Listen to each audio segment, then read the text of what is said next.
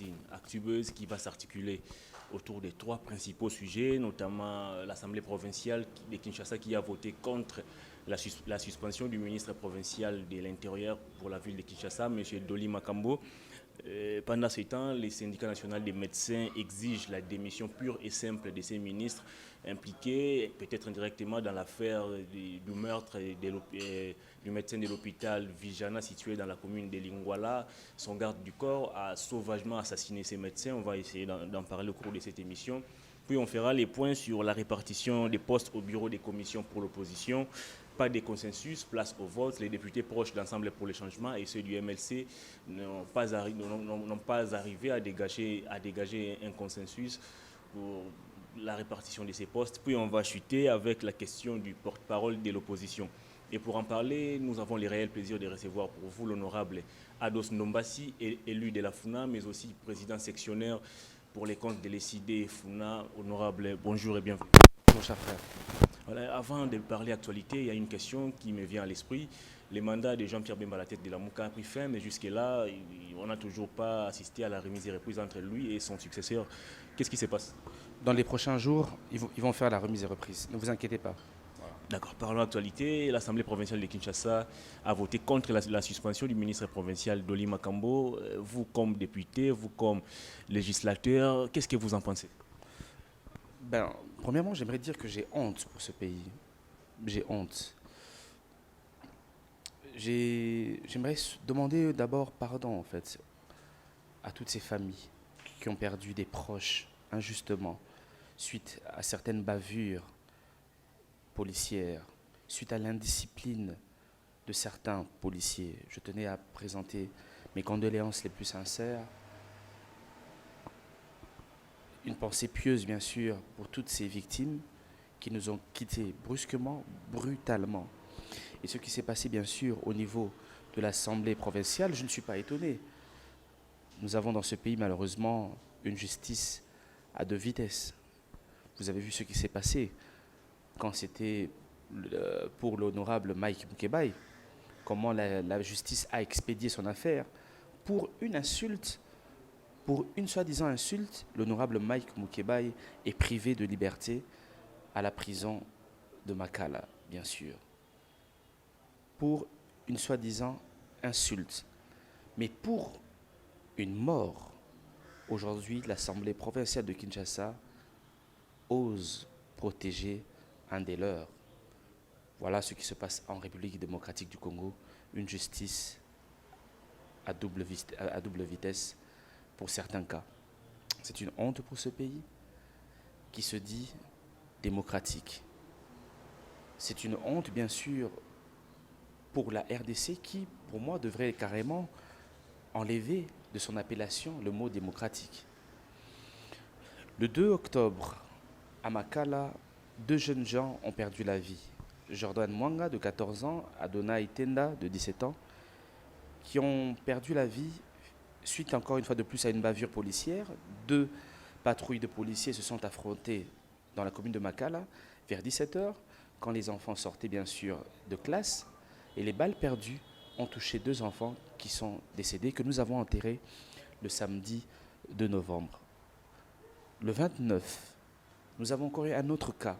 Un Wewa a été tué par un policier sur le pont Kassavou. Le 30, un autre cas, un motocycliste a été abattu par un colonel. Et le dernier cas, vous avez vu tous comment on appelle le gestionnaire, bien sûr, de l'hôpital Vijana a été lâchement assassiné par un policier. Tant de bavures dans un pays qui se dit démocratique. Quelle honte! J'ai la colère. Là, par exemple, dès que je termine cette émission, je vais à la rencontre du général Kassongo qui doit me donner l'identification de ces 2 policiers qui se sont affrontés dans la commune de Makala pour les poursuivre et solliciter bien sûr une audience foraine le plus rapidement possible. Alors vous évoquez des bavures policières, vous comme législateur, qu'est-ce que vous pensez ou quelle initiative vous pensez mettre en place ou initier au niveau de l'Assemblée nationale pour essayer un peu de stopper, de remettre en ordre nos policiers? Déjà, j'ai présenté une question orale avec débat adressé au vice-premier ministre, ministre de l'Intérieur, M. Gilbert Kankonde, qui nous explique un peu toutes ces bavures policières sont dues à quoi. Peut-être que les militaires ont été formés dans ce sens, ont été informés qu'il faut carrément liquider le peuple congolais. C'est quelque chose d'anormal. Donc bref, dans les pistes de solutions que nous allons proposer au niveau de l'Assemblée nationale, premièrement, c'est que nos policiers sont trop armés. Une Kalachnikov, c'est une arme d'assaut. La Kalachnikov est une arme d'assaut. C'est une arme qu'on utilise bien sûr en guerre. Est-ce que nous sommes en guerre à Kinshasa? Non. Dans des pays bien sûr développés, dans des pays où bien sûr le respect de l'humain existe, le policier circule avec une matraque ou s'il est armé, c'est avec un revolver. Comment on peut confier à une police qui se dit républicaine des armes si lourdes, des armes qu'on utilise bien sûr en guerre. Donc ça sera notre première proposition, de désarmer bien sûr les policiers et de leur octroyer des armes moins létales. Deuxièmement, c'est demander la formation, des informations sur la formation du policier congolais. Je pense qu'aujourd'hui, les Koulouna n'ont pas leur place dans la police. Aujourd'hui, ce que nous constatons, c'est que toutes les personnes qui ont raté leur vie vont se déverser dans la police. Et c'est là, en fait, qu'ils en profitent pour rançonner encore une fois de plus la population congolaise, voire même les tuer. Vous allez voir que tous les Koulouna, tous les Chégués sont aujourd'hui dans la police. Et vous avez l'impression même de discuter avec certains animaux sauvages. Vous comprenez? Donc, l'idéal est de dire aujourd'hui que la police n'est pas le refuge des bandits. La police n'est pas un refuge pour bandits, la police n'est pas un refuge pour personnes qui ont raté, bien sûr, leur vie sociale. Troisièmement, il faudra aujourd'hui, moi je pense que arrêter la personne qui a tiré, oui, mais il a un responsable dessus. Je pense qu'aujourd'hui, si un policier tue, on doit l'arrêter, mais on doit aussi arrêter son responsable direct, qui doit rendre des comptes. Qui lui a remis cette arme? Il y a un responsable. Donc bref, il faut aujourd'hui que toutes les responsabilités soient établies dans les différents dossiers, dans les différentes affaires. Je reviens encore sur l'affaire de l'Assemblée provinciale de Kinshasa. La loi reconnaît à vous, parlementaires, cette capacité ou cette prérogative de destituer un ministre, de les pousser à la révocation, mais curieusement, l'Assemblée provinciale de Kinshasa a tenté de mettre en place une motion visant à suspendre les ministres provinciaux. Est-ce que c'était déjà au départ une violation de la procédure où on doit parler en ces moments d'une sorte de protectionnisme où les députés FCC ont tenté de protéger les ministres Makambo Doli? Je vous ai répondu en début d'interview que nous sommes dans un pays où la vitesse se joue avec double jeu, vous comprenez? Je vous ai présenté le cas de l'honorable Mike Mukebai qui a été arrêté. Pourquoi? Parce qu'il aurait insulté une personne. Ok? Et quand il y a mort d'homme aujourd'hui, parce que M. Doli Makambo est du FCC, le FCC le protège. C'est clair et net. Vous comprenez? Et le pays, bien sûr, ne peut pas avancer en ayant cette justice à double vitesse. C'est pour ça que je suis en train de vous le redire clairement, que ce qui s'est passé au niveau de l'Assemblée provinciale est une honte pour la République démocratique du Congo. Mais n'oubliez pas que moi, Ndombassi, je suis un député national. Donc je n'ai pas le droit aujourd'hui de faire une motion contre, bien sûr, le ministre provincial Denis Makambo. Lui, Denis Makambo, peut, bien sûr, Denis Makambo relève bien sûr des députés provinciaux de Kinshasa. Voilà. Est-ce qu'on peut dire que le président de l'Assemblée provinciale, M. Godin Poya, a été induit en erreur concernant la démarche du député de l'UDPS qui a amené cette motion? Bon, je pense que j'ai répondu suffisamment à votre question. Je pense que M. Godin Poya, c'est ce qu'il est en train de faire. Je pense qu'ils ont protégé, bien sûr, M. Doli Makambo, qui est en flagrance, bien sûr. Voilà. Parlons de la répartition des postes au bureau des commissions. Honorable, pas de consensus entre les députés proches de l'Assemblée pour les changements et ceux du MLC. Vous, comme député national également, est-ce que vous pouvez éclairer un peu l'opinion concernant cette affaire? Si vous voulez, vous devez savoir que nous sommes des humains. Hein? Nous sommes des humains. Et Nous sommes en pourparlers pour le moment avec nos collègues de AMK, de MLC, de MS. Nous sommes en pleine discussion, nous sommes des humains, nous allons trouver bien sûr des solutions à nos problèmes. Donc pour le moment, nous sommes en pourparlers pour voir comment bien sûr nous repartir les 3 postes de présidence des différentes commissions qui nous ont été octroyés, dont les droits de l'homme, la présidence socioculturelle et aussi la présidence bien sûr des infrastructures. Nous sommes en pourparlers, nous sommes en discussion, c'est la politique, ok? Ce n'est pas facile, mais nous allons essayer de trouver un compromis. Voilà. Mais on apprend que les délais qui vous a été donné pour négocier a été dépassé et maintenant on doit aller au vote. Ben, ce n'est pas un très grand problème, hein.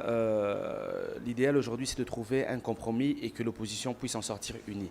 Mais au cas où l'opposition ne s'entend pas, nous allons bien sûr nous rendre à l'Assemblée nationale qui va nous départager. Certaines langues estiment que, au regard de la position prise par les députés proches de Moïse Katumbi et ceux du MLC, que Martin Fayoulou, qui a été proclamé, disons, candidat unique à Genève, on l'avait laissé cette place simplement parce que Bembe Katumbi n'était pas dans la course. Si les deux étaient, dans la compétition, aucun n'allait céder sa place au profit de Martin Fayoulou. Est-ce que vous partagez cet avis?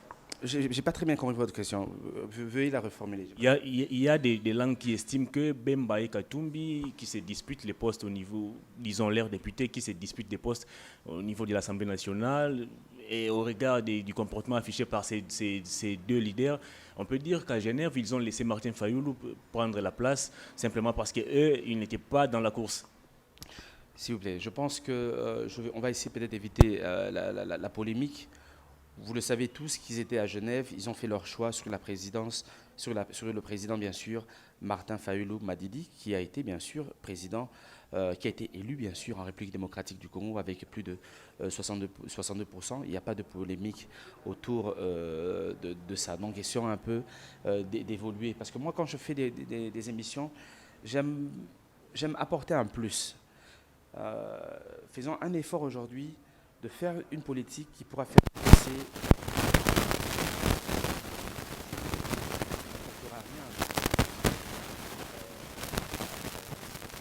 Pendant ce temps, on apprend que l'un de vos collègues de la dynamique du regroupement, disons, du regroupement parlementaire, c'est comme ça que vous appelez, je crois, mais la dynamique, l'honorable Fabrice Pouela est annoncé comme candidat indépendant au poste de rapporteur adjoint de l'Assemblée nationale. Est-ce que vous êtes surpris par sa position?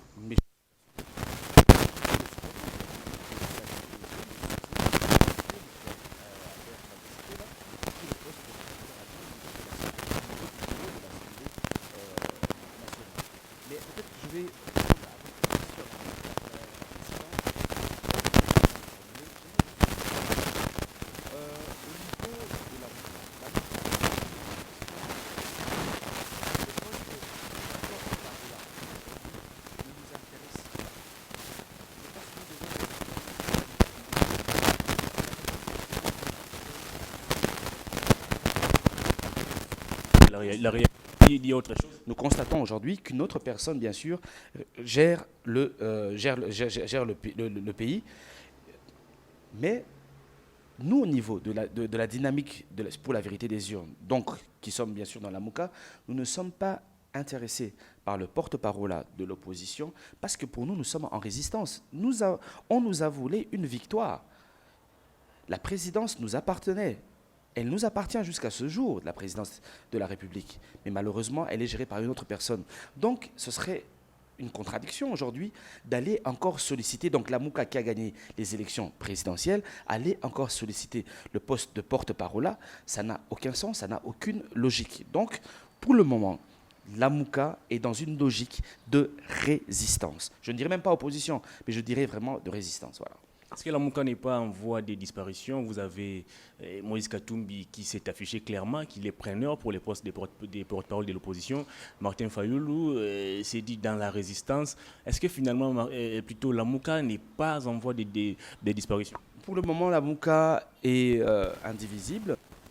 Voilà. D'avoir ce genre de discussion en politique. La MOUCA n'est pas un parti.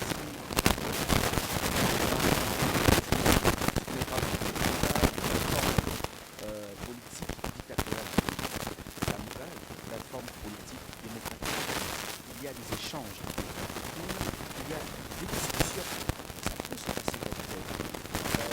La MOUCA n'est pas gérée par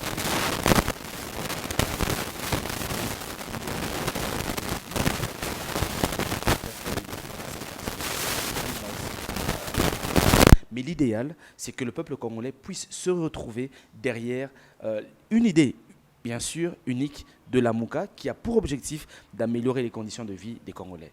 Est-ce que vous croyez encore aujourd'hui à la sincérité de Moïse Katumbi, lui qui nous a dit par le passé qu'il ne pourra pas faire l'opposition à Fachi, mais aujourd'hui, curieusement, il se montre entrepreneur pour les postes de porte-parole de l'opposition. Est-ce que vous croyez encore à la sincérité de Moïse? On le verra, le temps ne nous trahira pas. Donc on le verra, laissons le temps au temps. Voilà. Alors, concernant toujours la question des porte-parole de l'opposition, pourquoi aujourd'hui Martin Fayulu et les CID se disent désintéressés de cette question alors que vous retrouvez encore dans la résistance? Est-ce que ce n'est pas contradictoire de votre part? Je venais de répondre à votre question. Martin Fayulu a gagné les élections présidentielles. Et c'est le président élu. Comment voulez-vous encore qu'il accepte d'être porte-parole de l'opposition? Ça n'a aucun sens. C'est pour ça que nous vous disions aujourd'hui que nous sommes aujourd'hui dans la résistance. Le poste de porte-parole là ne nous intéresse pas, ne nous intéresse pas au niveau de la dynamique pour la vérité des urnes, mais aussi au niveau de la MOUCA. Bref, voilà. Vous siégez à l'Assemblée nationale comme député du pouvoir ou comme député de l'opposition? Je parlerai de résistance, je le répète encore, de la résistance. Mais là, on ne retrouve pas les concepts de résistance. Vous allez comprendre ce que j'ai dit. C'est pas que vous êtes dans la contradiction. Je ne suis pas dans la contradiction, je suis dans une logique que nous suivons. Je vous l'ai dit clairement, que nous nous considérons comme des personnes qui ont gagné les élections. C'est clair et net. Et je n'appellerai pas ça opposition. Nous sommes dans la résistance pour reconquérir notre pouvoir qui a été volé. Comment vous avez gagné les élections, mais vous siégez comme, je ne sais pas moi, résistant ou opposant? Ben, si c'est un concept... Honorable, nous sommes arrivés à la fin de cette émission. Quel est votre dernier message à l'endroit de tous ces Congolais qui vous regardent à travers le monde? Ben, nous sommes en pleine résistance pour bien sûr